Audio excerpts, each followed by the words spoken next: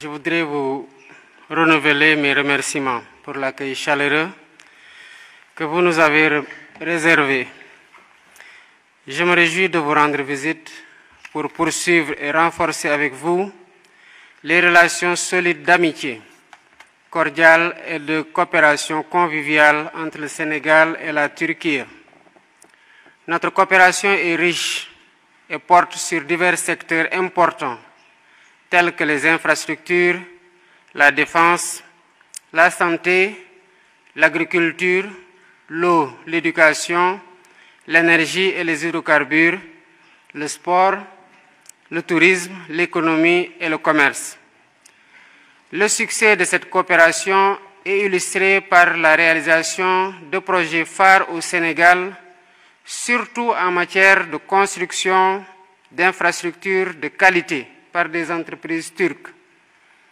Nos échanges commerciaux ont connu une importante progression, mais nous pouvons certainement faire plus. C'est pourquoi j'ai dit au président Erdogan mon souhait de diversification de notre partenariat en l'étendant à d'autres secteurs au-delà de la construction. J'encourage particulièrement nos secteurs privés à renforcer leur collaboration au-delà de la fourniture de produits, de la prestation de services ou de la sous-traitance en développant des joint ventures qui s'inscrivent dans la durée. Avec le président Erdogan, nous avons aussi échangé sur la vision 2050 du Sénégal qui constitue le nouveau référentiel des politiques publiques que nous avons adopté il y a de cela 15 jours.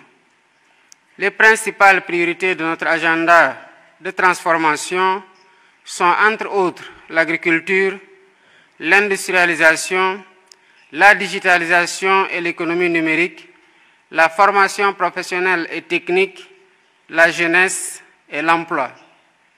Je me réjouis que la Turquie soit disposée à renforcer la coopération dans les nouvelles orientations prioritaires du Sénégal.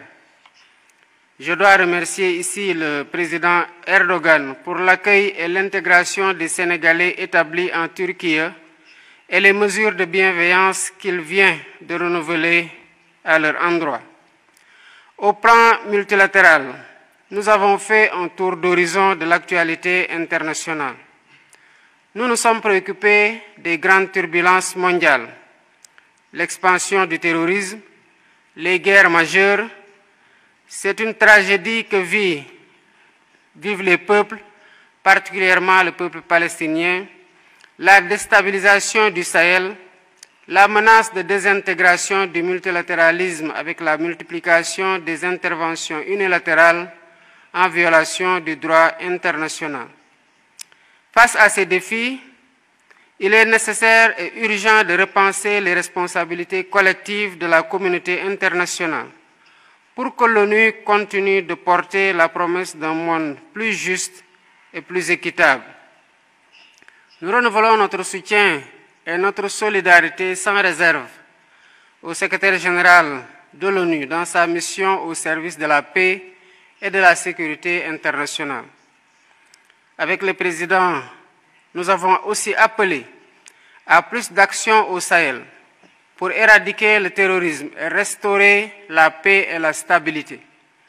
Nous ne pouvons non plus accepter que la région soit transformée en théâtre d'affrontements entre puissances étrangères rivales. C'est également l'occasion de renouveler notre appel à un cessez-le-feu immédiat à Gaza et dans les territoires palestiniens occupés, ainsi que le soutien indéfectible du Sénégal au droit du peuple palestinien de vivre en paix et de disposer d'un État indépendant avec Jérusalem-Est comme capitale. Enfin, il faut impérativement sauvegarder et renforcer le multilatéralisme comme cadre d'action pour la paix et la sécurité mondiale. Cela passe par des réformes de la gouvernance mondiale pour corriger les injustices et mettre fin aux inégalités. Merci beaucoup, Monsieur le Président.